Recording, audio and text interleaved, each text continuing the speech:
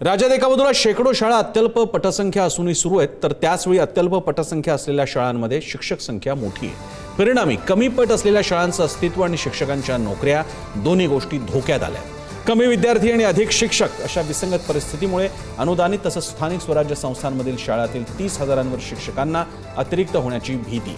अतिरिक्त आणि समायोजन झालेल्या शिक्षकांचं वेतन रोखण्याचे प्रकार आता शालेय शिक्षण विभागाकडून सुरू झालेत। सध्या सुरू असलेली पटपडताळणी मोहीम 22 एप्रिलपर्यंत चालणार आहे।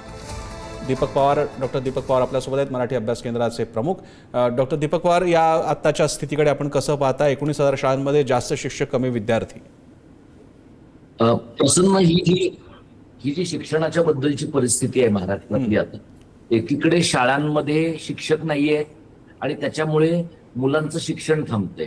दुसरीकडे जो उल्लेख तुमच्या बातमीमध्ये आता आला की शाळांमध्ये मुलं कमी झाली आहेत 1ली ते 4थी पर्यंत किंवा 1ली ते 7वी पर्यंत, आणि शिक्षकांची संख्या मात्र 30 राहिली आहे। तर आता या आकडेवारीकडे पाहताना सर्वसाधारणपणे लोकांचा कल कसा राहतो की शिक्षकांना, विशेषतः अनुदानित शाळांमधल्या, जिल्हा परिषद शाळांमधल्या, यांना 6व्या 7व्या वेतन आयोगाचा पगार मिळतो।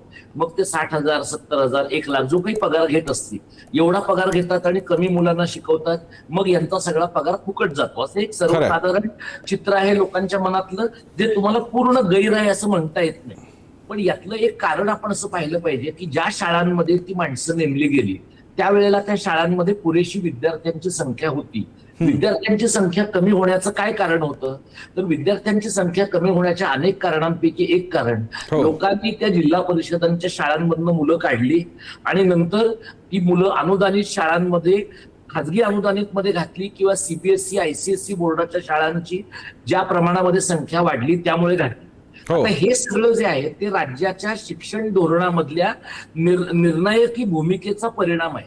म्हणजे शाळांमध्ये शिक्षक काही ठिकाणी जास्त झालेत ही गोष्ट खरी आहे, पण काही ठिकाणी, उदाहरणार्थ ओरोस सारख्या ठिकाणी, सिंधुदुर्गामध्ये एका 20,000 लोकांच्या मोर्चामध्ये 2 महिन्यापूर्वी मी सहभागी झालो होतो, जिथे गावांमधल्या शाळा रद्द कराव्यात, त्या 0 शिक्षकी शाळा आहेत, तर त्या रद्द कराव्यात अशा प्रकारचं सरकारने धोरण घेतल्यामुळे शाळांचे शिक्षक, शाळांमधले मुख्याध्यापक, पालक, मुलं असे सगळे मोर्चांमध्ये आले होते।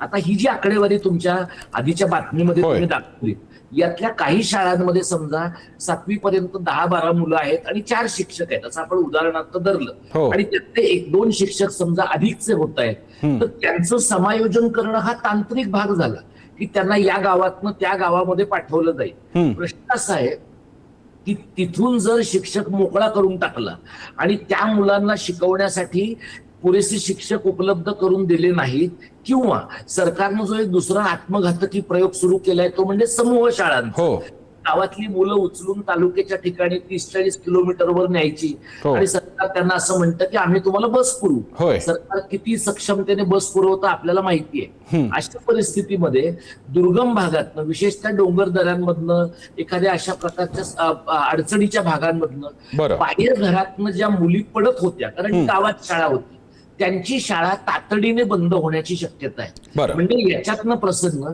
शिक्षकांच्या नोकरीचा एक प्रश्न आहे। शिक्षकांमध्ये पण 2 प्रकारचे गट आहेत। एक म्हणजे ज्यांच्या अनुदानित नोकऱ्या आहेत, ज्यांच्या पगारावर काही गदा येत नाही, जे कदाचित जुन्या पेन्शन मध्ये आहेत, आणि त्याच्यामध्ये एक शिक्षकांचा वर्ग असाही आहे की ज्यांना असं वाटतंय आपण निवृत्त होऊ ना, मग पुढे शाळांचं काही झालं तरी चालेल।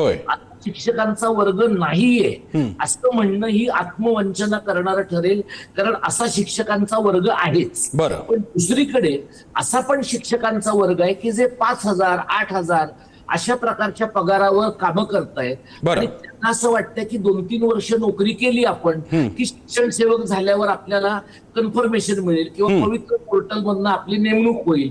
तुम्ही जर प्रसन्न स्वतंत्रपणे चौकशी केली तर पवित्र पोर्टल किती पवित्र आहे ते आता महाराष्ट्रात लोकांना माहिती आहे। त्यामुळे या परिस्थितीमध्ये जी माणसं आहेत त्या माणसांना त्या परिसरामध्ये जिथं संख्या शिक्षकांची कमी आहे तिथं त्यांना, जिथं मुलांची संख्या अधिक आहे त्या ठिकाणी त्या शिक्षकांना जायला सांगणं।